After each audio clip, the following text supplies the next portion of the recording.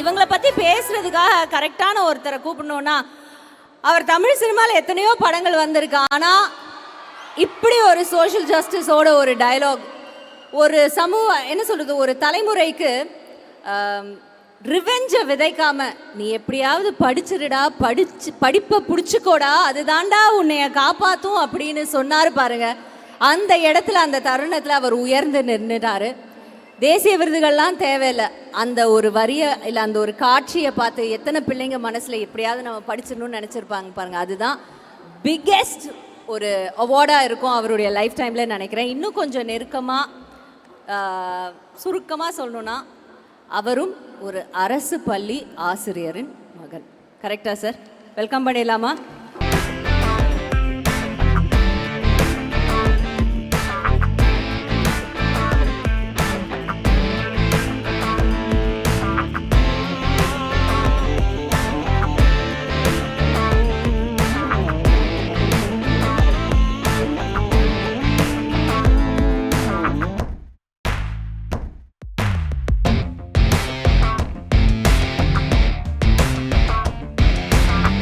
வணக்கம் வெற்றி சார். நான் சொன்னப்ப ஏதோ ஒன்று அதில் மாற்று கருத்து இருக்குன்னு நினைக்கிறேன் சார். அது என்ன சார் கரெக்ட் பண்ண வந்தீங்க? ப்ளீஸ் சொல்லுங்க. நான் ஏதோ தப்பு பண்ணிட்டேன். கொஞ்சம் உண்மை. நான் அரசு பள்ளியில் படித்தேன். ஓகே. எங்க அம்மா ஸ்கூல் டீச்சர், ஆனால் அரசு பள்ளி ஸ்கூல் டீச்சர் கிடையாது. Okay okay sir, sorry. Stand corrected. எங்க அம்மா ஸ்கூல் நடத்துனாங்க, ஒரு சின்ன ஒரு ஸ்கூல் நடத்துனாங்க கொஞ்ச நாளைக்கு. ஸோ சார், இன்னைக்கு இந்த மாலை பொழுது பற்றி உங்களுக்கு என்ன சொல்லணும்? வேடிக்கை பார்க்க வந்த எனக்கே இவ்வளோ நிகழ்ச்சியாக இருக்குது. இதில்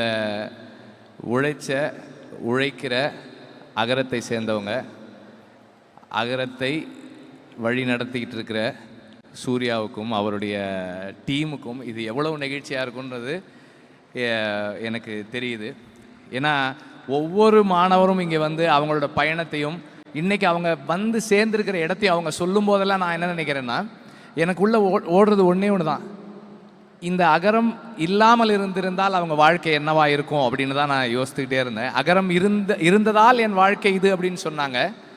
அகரம் இல்லாமல் இருந்திருந்தால் அவங்க வாழ்க்கை என்னவா இருந்திருக்குமோன்னு ஒரு உணர்வு ஏற்பட்டுச்சு எனக்கு.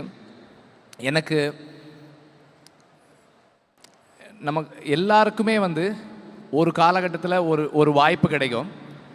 நம்ம கையில் வந்து கொஞ்சம் பொருளாதார வசதியும் கொஞ்சம் சமூக செல்வாக்கும் இருக்கும். அந்த நேரத்தில் நாம் என்ன செய்யணும்னு முடிவெடுக்கிறோன்றதை பொறுத்து தான் நாம் யார் அப்படின்றது தீர்மானமாகுது. அப்படி 15 வருஷத்துக்கு முன்னாடி அன்னைக்கு அவர் நினச்சிருந்தா என்ன வேணால் முயற்சி பண்ணியிருக்கலாம். அவருடைய செல்வாக்குக்கும் அவர் அன்னைக்கு இருந்த செல்வத்துக்கும் ஒரு கம்பெனி ஆரம்பிக்கணும்னு நினச்சிருக்கலாம்.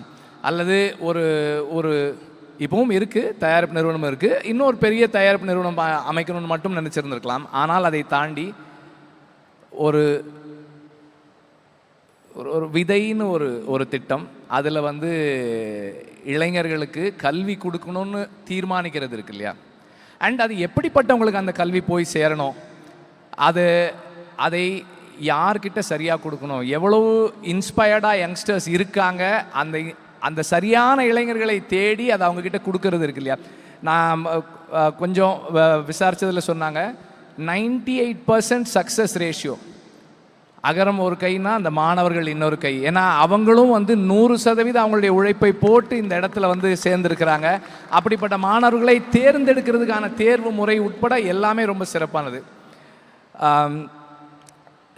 ஹியூமன் கைண்ட் அப்படின்னு ஒரு புத்தகம், அந்த புத்தகத்தினுடைய அடிப்படை என்னன்னா, மனிதர்களுடைய தனித்துவம் அப்படின்றது என்னன்னா, மற்ற விலங்கிலிருந்து நம்மை விட புத்திசாலி உயிரினங்கள், அந்த ஹோமோசெப்பைன்ஸை விட சிறந்த உயிரினங்கள் இந்த மண்ணில் வாழ்ந்திருக்கு. ஆனால் அவர்களால் சர்வைவ் ஆக முடியாத போது மனித இனத்தால் ஏன் சர்வைவ் ஆக முடிஞ்சதுன்னா, நமக்கு மட்டும்தான் நாலேஜ் ஷேரிங் அப்படின்ற அந்த ஒரு மிகப்பெரிய தன்மை இருக்குது. நமக்கு தெரிஞ்சதை இன்னொருத்தருக்கு கொடுக்கணும் அப்படின்றது, இது எல்லாருக்கும் வராது, எல்லாராலையும் முடியாது. நமக்கு தெரிஞ்சதை என்கிட்ட இருக்கிறத நான் இன்னொருத்தருக்கு கொடுக்குறேன், அதுக்கு என்னுடைய நேரம் செலவானாலும் சரி, அதுக்கு என்னுடைய பொருளாதாரம் செலவானாலும் சரி, பல விமர்சனங்களுக்கும் பல சந்தர்ப்பங்களில் சில அவமானங்களுக்கு ஆளானாலும் பரவாயில்லை, என்னிடம் இருப்பதை நான் கொடுக்க தயாராக இருக்கிறேன், பகிர்ந்துக்க தயாராக இருக்கிறேன்ற அந்த முடிவு எடுக்கிறது, அதுதான் வந்து நம்மை இந்த தனித்துவமான இடத்துல வைக்குது.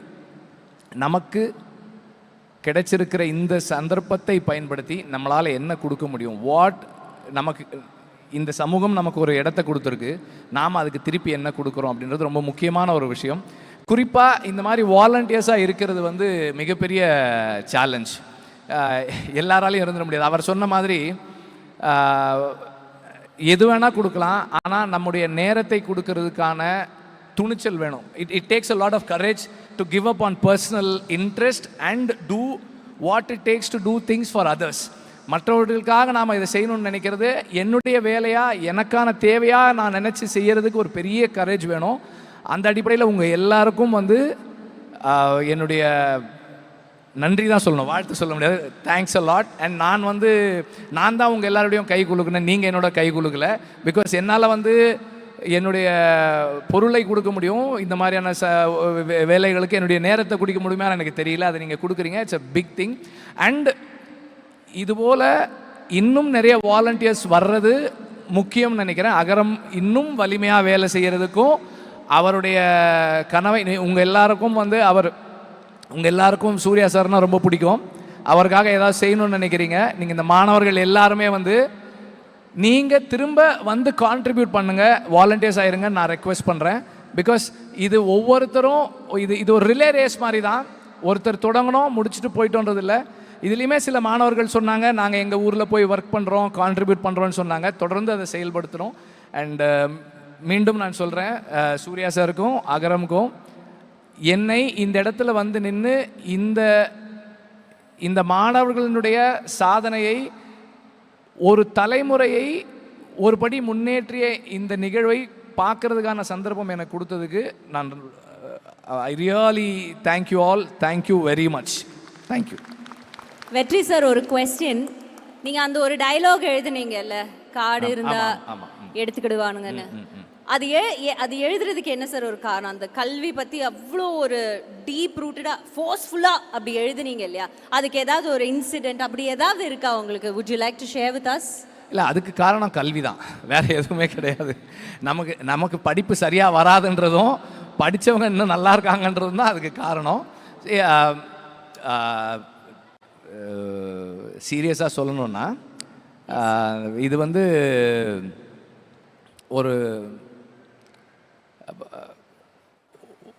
ஒருத்தருடைய ஒரு தலைமுறையை நாம் அடுத்த கட்டத்துக்கு நகர்த்தணும் அப்படின்னா அவனுக்கான கல்வியை கொடுக்கறதும் அவனுக்கு கல்வி மறுக்கப்படுறதை தடுக்கிறதும் தான். அது ரொம்ப முக்கியமானது.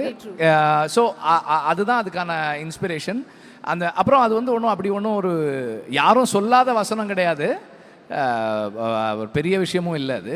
ஏன்னா இப்போது நடைமுறையில் அதை படுத்துகிறவங்க இருக்கும்போது அதை சும்மா வசனமாக பேசுனது ஒன்றும் பெருமை கிடையாது. அதனால் thank you sir. Thank you so much. Thank you and thanks a lot for having me here. And இங்கே ஒவ்வொருத்தருடைய சக்ஸஸ் ஸ்டோரி பார்க்கும்போதும் எனக்கு ரொம்ப டச்சிங்காக இருந்தது. நம்மளும் இது மாதிரி ஏதாவது செய்யணும், இன்னும் நம்மளால் முடிஞ்ச அளவுக்கு ஏதாவது கான்ட்ரிபியூட் பண்ணுன்ற இன்ஸ்பிரேஷன் எனக்கு வந்திருக்கு. Thank you all. Thank you very much. ட்ரெண்டை ஃப்ரெண்ட் ஆக்கிக்கோங்க. தந்தி டிவியின் சப்ஸ்கிரைபர்ஸ் அண்ட் ஃபாலோவர்ஸ் குடும்பத்தில் நீங்களும் இணையுங்க.